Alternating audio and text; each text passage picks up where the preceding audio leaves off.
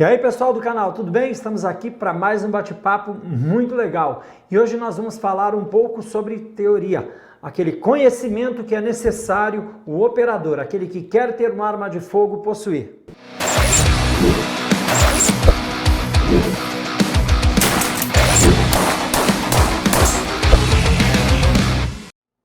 Bem, você deve estar se perguntando, por que eu preciso de um conhecimento teórico?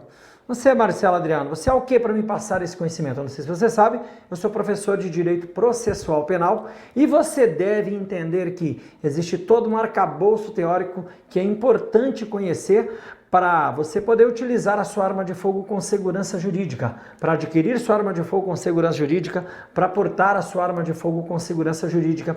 Isso é essencial. Por exemplo, você pode atirar em alguém só porque ele está dentro da sua casa, o invasor? Só por esse motivo? Quando você atira para matar ou para se defender? O que é a legítima defesa? Portando a arma, como funciona esse deslocamento? Como deve ser o porte?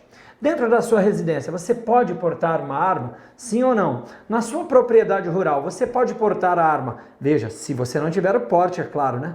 Pode portar a arma por toda a localidade? Sim ou não? Então, são questionamentos que são importantes e que devem ser respondidos.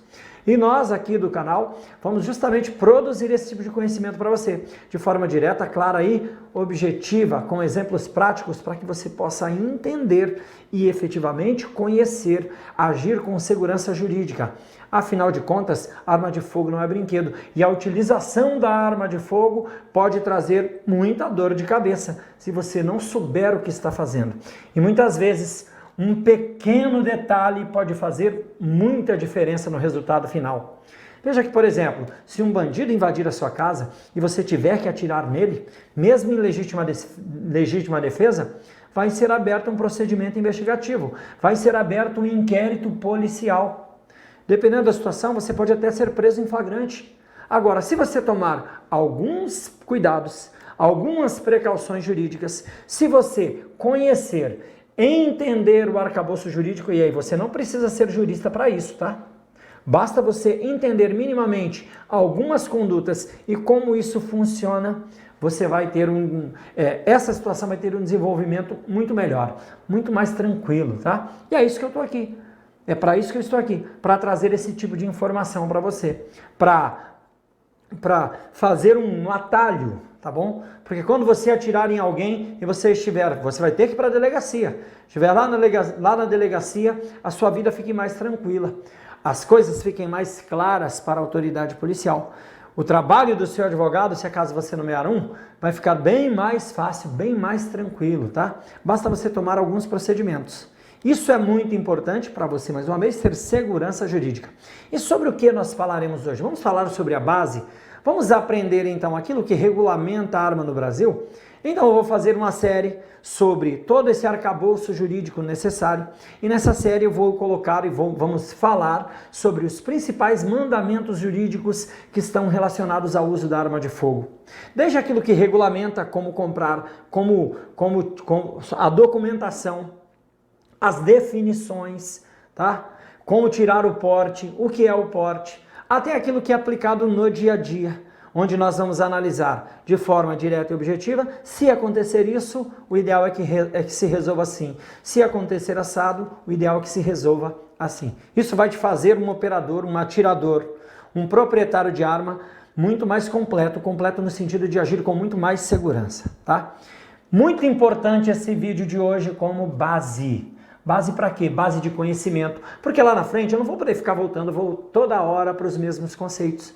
Então eu vou passar aqui alguns conceitos que são básicos, que já foram inclusive esmiuçados em outros vídeos aqui no canal, para que você possa então entender de forma genérica e geral aí aquilo que é necessário. Não vamos aprofundar demais, porque não é necessário, tá? Mas aquilo que é importante você conhecer. Sobre o que nós vamos falar? Vamos falar sobre o decreto 10.030 de 2019, tá? Ele estabeleceu um novo regulamento de produtos controlados do Exército Brasileiro. Porque eu não sei se você já sabe, mas são duas instituições responsáveis pelo controle de armamento no Brasil, que é um produto controlado. Primeiro, o Exército Brasileiro e depois a Polícia Federal para o cidadão comum, fazendo o controle daqueles que podem adquirir o registro dessa arma lá no Sinarme. Nós vamos falar então sobre esse regulamento que substituiu o R105, tá? Veio com grandes inovações, grandes mudanças já nesse esteio dessa nova política relacionada à arma. E é muito importante você entender esse tudo. O primeiro tópico está lá no artigo 2º do decreto, que vai versar sobre o que é um produto controlado pelas Forças Armadas. Sabe por que isso é importante? Porque muitas vezes você está com um produto controlado e não sabe que ele é controlado. É uma peça de armamento. Peraí, isso não é uma arma, é só uma peça de... Opa! Pode ser considerado controlado? Sim. Então é muito importante esse primeiro conhecimento, tá? Vejamos o que diz o artigo 2º, então, ó. Para fins do disposto nesse regulamento, produto controlado pelo Exército. Essa sigla é importante você decorar, e o porquê? PCE, produto controlado pelo Exército. Quando você ouvir, você já se liga, tá? É aquele que, primeiro, apresenta poder destrutivo. Só que não basta ter um poder destrutivo. Um carro, por exemplo, tem poder destrutivo, não tem? Mas não é um produto controlado pelo Exército. Poder destrutivo, aqui nesse sentido, é a finalidade. Ele é produzido para ter um poder destrutivo, de destruir alguma coisa, tá bom? Ainda, propriedade que possa causar danos às pessoas ou a patrimônio. Veja, ele de alguma forma pode causar algum dano, mas essa é a finalidade. Um caminhão, por exemplo, pode entrar numa casa e derrubar uma casa, mas não é um produto controlado, porque a finalidade dele não é essa. Ou indicação de necessidade de restrição de uso por motivo de incolumidade pública. Alguém chega e diz, olha, esse produto aqui tem que ter restrição de uso por algum motivo. Por exemplo, blindagem em automóvel. Veja que blindagem não apresenta poder destrutivo e a sua propriedade também não causa diretamente danos ao patrimônio. Mas veja que há uma necessidade de restrição. Por quê? Porque a incolumidade social pode ser colocada em risco. O bandido, para fazer um assalto, por exemplo, utilizando um carro blindado, vai dificultar e muito a atuação da polícia. Então a blindagem no veículo é um produto controlado pelo Exército. Olha que legal, tá? Ou ainda, além de apresentar essas características, um produto que seja de interesse militar. Ele não apresenta nenhuma dessas características, mas ele é de interesse militar. E aí a expressão genérica. Por quê? Porque essa aula é mais voltada para o cidadão comum. Eu não preciso saber todos os detalhes, tá bom? Veja, agora você já sabe o que é um produto controlado pelo Exército. E você já entendeu que vai muito além de armas e munições. É algo um pouco mais amplo. Por quê? Porque quando você for adquirir o seu armamento, se você for tirar um CR, por exemplo, você vai ter que ir na repartição do Exército, que é responsável por esse controle, tá? A seção de controle de materiais controlados, certo? Então eu tenho lá o DFPC, que é o departamento lá em Brasília, e tenho as FSPCs, que estão aí descentralizadas por todo o Brasil, certo? Como eu posso classificar então? Ó, presta atenção. Já sei o que é produto controlado, agora eu preciso entender a classificação do que é um produto controlado. Então esses produtos podem se classificar quanto ao tipo, quanto ao grupo e quanto ao grau de restrição.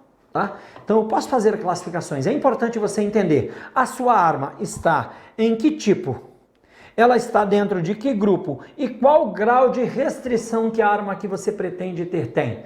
É muito importante, porque isso pode ter desdobramentos diferenciados, por exemplo, no processo de aquisição daquilo que você deseja ter, tá? Primeiramente, vamos ver o que é a classificação quanto ao tipo. Vamos lá, ó. As classificações dos produtos controlados pelo Exército quanto ao tipo constam do anexo 2. O que tem lá no anexo 2? Olha, tem uma tabela onde tem o tipo e o grupo. A gente já vai ver o grupo, tá bom? Já vai analisar aqui o grupo a qual pertence cada tipo. Então, quais são os tipos de produtos controlados? Primeiro tipo, arma de fogo. Aqui está o seu principal interesse. Só que dentro do grupo arma de fogo, só entra a arma em si? Não, entra muitas coisas que são relacionadas à arma de fogo e que muita gente nem sabe que pode ser produto controlado. Por exemplo, a própria arma de fogo, é óbvio, mas os acessórios também. Então eu posso ter um acessório que eu desejo muito adquirir para a arma de fogo, mas quando eu vou pesquisar eu não consigo porque é um produto controlado. Ainda, componentes e peças. equipamentos. Tudo que for dentro desses grupos, ó, aqui são os grupos, aqui são o tipo, estão relacionados ao tipo arma de fogo. Além disso, arma de pressão. Professor, então, Marcelo Adriano, arma de fogo é diferente de arma de pressão? Tecnicamente, o seu princípio é bem diferente. Uma coisa é uma arma de pressão que utiliza também como meio propelente, certo? A expansão dos gases, mas não a expansão dos gases provocada pela queima de um propelente. Não, usa a expansão dos gases de um ar comprimido, por exemplo. Não é uma arma de fogo, por mais letal que ela pareça, por mais letal que ela venha a ser. Não é considerada arma de fogo. Arma de fogo é aquela arma que expulsa o projétil em razão da expansão dos gases que são gerados pela queima de um propelente. Então, a pressão gerada expulsa o projétil pelo cano, por intermédio do cano, através do cano. Sendo assim, isso é uma arma de fogo. Por isso que eu estou em grupo diferente. Então, posso ter uma arma de pressão em um grupo, em um tipo, e arma de fogo em outro tipo. E aqui eu também tenho a própria arma e os acessórios. Veja que eu não estou falando que é um produto proibido, restrito. Estou falando que é controlado, tá? As pessoas podem comprar a maioria desses produtos, podem vender, mas eles são controlados pelo exército. Ainda, explosivos. Então eu tenho explosivos de ruptura, baixos explosivos ou propelentes. Opa, então aqui me interessa? Me interessa. Porque se eu pretendo, por exemplo, fazer recarga de munição, eu vou ter que comprar produtos que são controlados, mesmo não sendo um armamento propriamente dito. Um iniciador explosivo, acessórios, equipamentos de bombeamento, tá? Iniciador explosivo, acessórios, equipamentos de bombeamento. Então, tudo aquilo que é relacionado a explosivo, por exemplo, as prensas, né? As máquinas de recarga, são materiais também controlados. Os insumos para preparar a munição são materiais controlados, tá? Menos letal. Opa, menos letal ou não letal também é material controlado? Sim, esses dias um seguidor aí do canal perguntou: professor, eu vou comprar uma espingarda calibre 12 e aí eu posso comprar munição de borracha, né? Já que munição de borracha é não letal e não mata. Não é bem assim, porque é um material controlado também. Não é porque é de borracha que vai ser vendido de qualquer jeito. Então são necessárias as devidas autorizações, tá? E aí entra a própria arma, munição, equipamentos, tá? Tudo aquilo que é considerado não letal. Munição, aqui ó, munição, insumos, equipamentos relacionados. Pirotécnico, também é material controlado. Fogos de artifício, artifícios pirotécnicos, iniciador pirotécnico. Viu como é muito mais amplo? É muito mais amplo do que a gente acredita, tá? Por isso que é muito legal o conhecimento, tá? Qual é a classificação agora quanto ao grau de restrição? Como é que eu encontro aqui o grau de restrição? Então, os produtos controlados pelo Exército são controlados quanto ao grau de restrição da seguinte forma: primeiro, uso proibido, depois, uso restrito e uso permitido. Uso proibido é porque não há possibilidade de uso. Uso restrito, somente de determinada forma, e uso permitido, aqueles que o cidadão comum pode utilizar. O que vem a ser, então, um produto controlado pelo Exército de uso proibido. Vamos lá. São produtos controlados de uso proibido segundo o parágrafo 1º. Os produtos químicos listados na Convenção Internacional sobre a Proibição, Desenvolvimento, Produção, Estocagem ou Uso de Armas Químicas, sobre a destruição de armas químicas existentes no mundo, promulgada pelo Decreto 2977 de 1º de maio de 99 e na legislação correlata, quando utilizados para fins de desenvolvimento, de produção, estocagem e uso de armas químicas. Então, o mundo baniu a arma química, tá? Baniu a arma química, tenta banir ao menos, certo? E foi estabelecida uma convenção internacional para isso.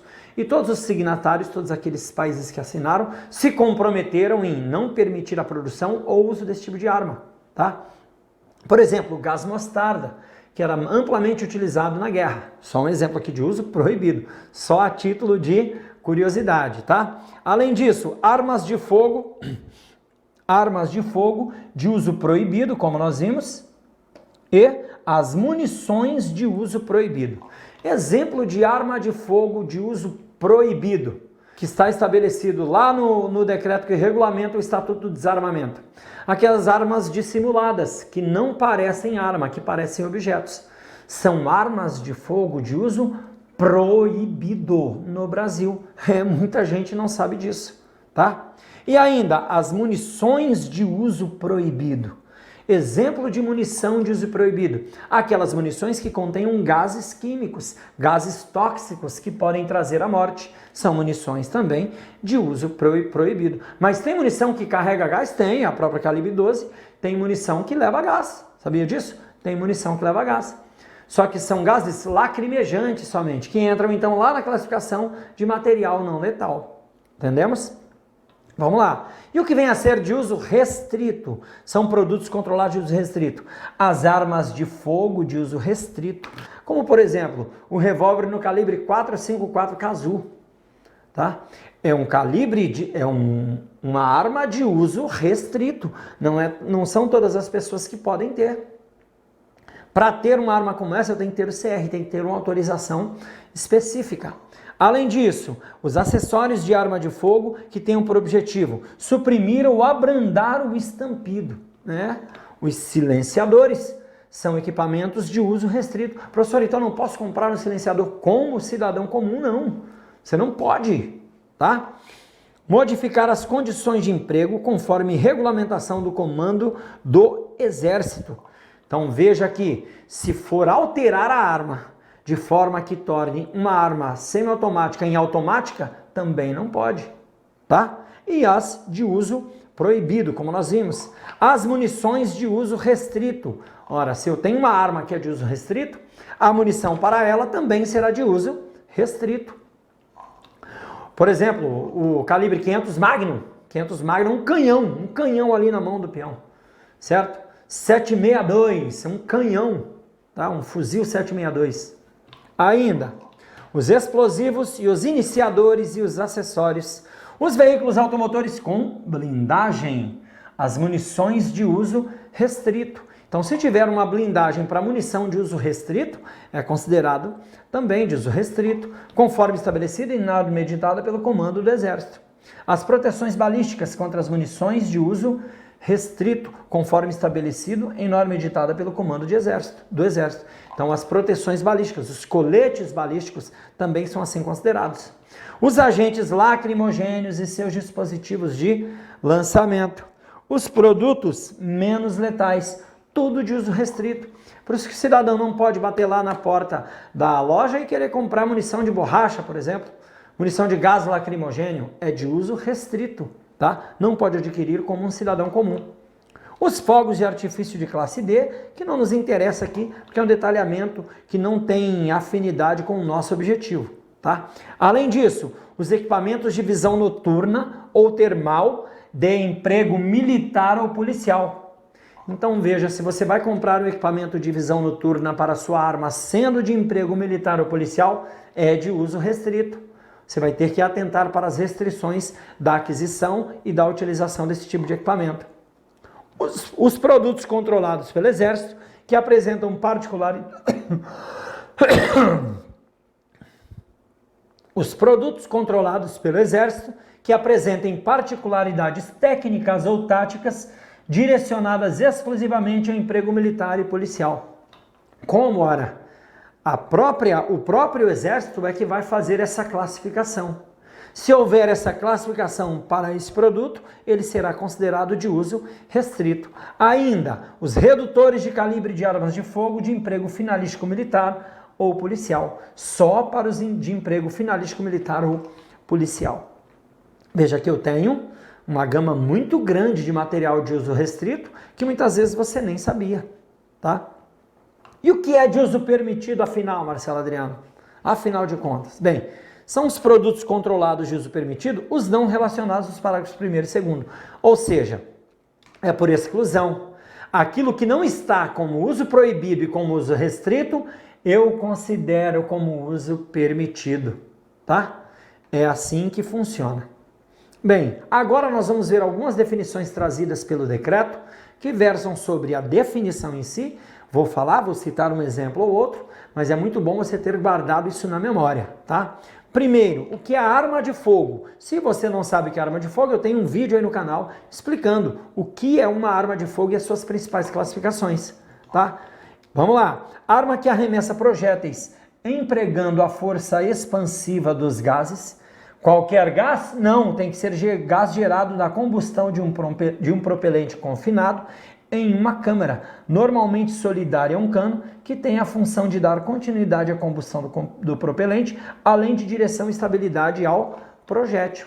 Então tem lá a câmara, queimou, eu tenho aí explicação, já temos aí o funcionamento de munição, tem no canal, o que é arma de fogo e quais suas classificações, que tem toda a explicação relacionada a isso. Mas é importante você conhecer a definição legal para você comparar então e ver que ela é de forma genérica e não especificamente um revólver e uma pistola, não. Qualquer arma que use esse princípio para expulsão do projétil, para lançamento do projétil, pode ser considerado uma arma de fogo. Por exemplo, o lança-chamas é uma arma de fogo? Não, porque não usa esse princípio, não é assim considerado.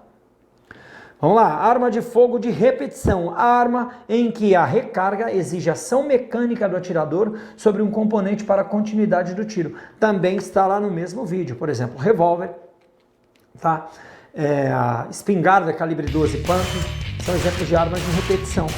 Armas de fogo semiautomática, armas que realizam automaticamente todas as operações de funcionamento, com exceção do disparo, exigindo para isso novo acionamento do gatilho. Exemplo, pistola e uma espingarda calibre 12 semiautomática. Você vai lá, puxa o dedo, pá, faz toda a movimentação, expulsa o projétil, coloca a nova munição na câmara e para o próximo disparo eu vou ter que acionar novamente, senão não tem próximo disparo, tá? Assim com a calibre 12 também. Arma de pressão, arma cujo princípio de funcionamento é o emprego de gases também, ó. Só que gases comprimidos para a impulsão de projétil, os quais podem estar previamente armazenados em uma câmara ou produzidos por ação de um mecanismo, como um êmbolo solidário a uma mola. Então vê que arma de pressão, apesar de arma, não é uma arma de fogo, porque usa a expansão dos gases, mas não os gases gerados pela queima, tá? De um propelente. Acessório de arma de fogo, professor. O que vem a ser um acessório? Artefato que é acoplado a uma arma possibilita a melhoria no desempenho do atirador, a modificação de um efeito secundário do tiro ou a modificação do aspecto visual da arma. Tudo isso entra como acessório, como por exemplo aquele red dot que você quer colocar na sua pistola, tá? Ou aquela mira holográfica que você quer colocar no seu rifle. Isso é um acessório de arma de fogo. O que significa o termo bélico? Termo usado para referir-se a produto de emprego militar ou de guerra. Toda vez que você vê me ouvir falando bélico, é porque se refere à guerra, tá? É aquilo que é utilizado para a guerra. O FAL, por exemplo, é um armamento bélico, um fuzil automático leve, porque é produzido para a guerra. Um carro de combate, um obuseiro, um morteiro. Calibre, o que vem a ser? Temos um vídeo só sobre calibre, hein? Espetacular vídeo, com todas as explicações necessárias para você entender o calibre de uma vez por todas, tá? O que é o calibre? Medida de diâmetro interno do cano de uma arma, medido entre os fundos do raiamento, medida do diâmetro externo do projétil sem cinta, dimensão usada para definir ou caracterizar o tipo de munição ou de arma. E aqui, lá na minha aula no nosso vídeo sobre calibre, nós falamos justamente sobre o calibre real e o calibre nominal e as suas diferenciações. O que vem a ser um carregador, acessório para armazenar cartucho de munições para disparo de arma de fogo, pode ser integrante ou independente da arma, pode estar ali grudado na arma ou de forma independente, tá? Onde se tira e se coloca. O que é um equipamento de bombeamento? Equipamento utilizado para injetar material explosivo em receptáculo para fins de detonação, podendo ser móvel ou fixo. Ainda, iniciação. O que é iniciação? Quando se fala em um processo de tiro. Fenômeno que consiste em desencadear um processo ou série de processos explosivos. No caso do tiro, a iniciação ocorre do impacto, com o impacto do percussor da arma na espoleta. E aí eu explico o funcionamento da munição e você vai entender como funciona a munição por intermédio desse processo de ignição do tiro, na iniciação. E quem é responsável por isso? A espoleta. Iniciador explosivo, engenho sensível, de pequena energia de ativação, cuja finalidade é propiciar a energia necessária para a iniciação de um explosivo. Exemplo aqui, a própria espoleta. Tá? Eu preciso de algo que dê a iniciação para o tiro. Se for um explosivo maior, um TNT, eu terei um explosivo mais sensível inserido dentro do TNT, porque o TNT é extremamente estável. Você pode até colocar fogo nele, que não tem problema. Pode até colocar fogo no TNT, que ele queima e não explode, porque ele é muito estável. Então eu preciso de um outro explosivo um pouco menos estável para dar início ao processo de explosão. Isso vem a ser o iniciador explosivo, a espoleta. Iniciador pirotécnico, engenho sensível de pequena energia de ativação, cuja finalidade é propiciar a energia necessária para iniciar um produto pirotécnico. É a mesma ideia da espoleta, só que em vez de um explosivo, é um pirotécnico que será iniciado. Menos letais, o que vem a ser? Produtos que causam forte incômodo em pessoas com a finalidade de interromper comportamento agressivo ou em condições normais de utilização, não causam risco e, em condições normais de utilização, não causam risco de morte, incluídos instrumentos de menor potencial ofensivo ou não letais nos termos da Lei 13.060 de 2014. Veja que a expressão não letal é um pouco complicada, tá? Porque ela só é não letal, alguns equipamentos só são não letais de verdade se eles forem utilizados conforme os parâmetros estabelecidos pelo fabricante, de distância, de local onde você vai atingir o indivíduo, de quantidade de saturação. Por exemplo, um gás lacrimogênico é letal, mas se eu saturar uma sala como essa, cheia de gente, com gás suficiente para não ter oxigênio para respirar, as pessoas podem morrer asfixiadas. Eu sou instrutor de tiro formado pela Força Nacional de Segurança Pública, Secretaria Nacional de Segurança Pública, instrutor de uso progressivo da força e tecnologias não letais. Tá? Então tem que se tomar muito cuidado, porque no final das contas não é efetivamente só não letal, tá bom? Propelente ou baixos explosivos são os que têm, propelentes ou baixos explosivos, são os que têm por finalidade a produção de um efeito balístico por intermédio da produção dos gases. Sua transformação e a deflagração e o impulso inicial que exigem chama, calor. Quem produz essa chama inicial? A espoleta. Apresenta como característica importante uma velocidade de transformação que pode ser controlada. Então você pode controlar a velocidade de transformação para obter determinado efeito no seu tiro. Tá? Então existe essa possibilidade com os propelentes, as pólvoras, né? Proteção balística. Produto com a finalidade de deter o impacto ou modificar a trajetória de um projétil contra ele disparado. Um colete à prova de balas, por exemplo. Réplica ou simulacro de arma de fogo. Para fins disposto no artigo 26, da Lei 10.826, de 22 de dezembro de 2003, que é o Estatuto de Desarmamento, é um objeto que, visualmente, pode ser confundido com arma de fogo, mas que não possui aptidão para a realização de tiro de qualquer natureza. Então tem que parecer uma arma de fogo, mas só que a única coisa que ela não faz é atirar, tá?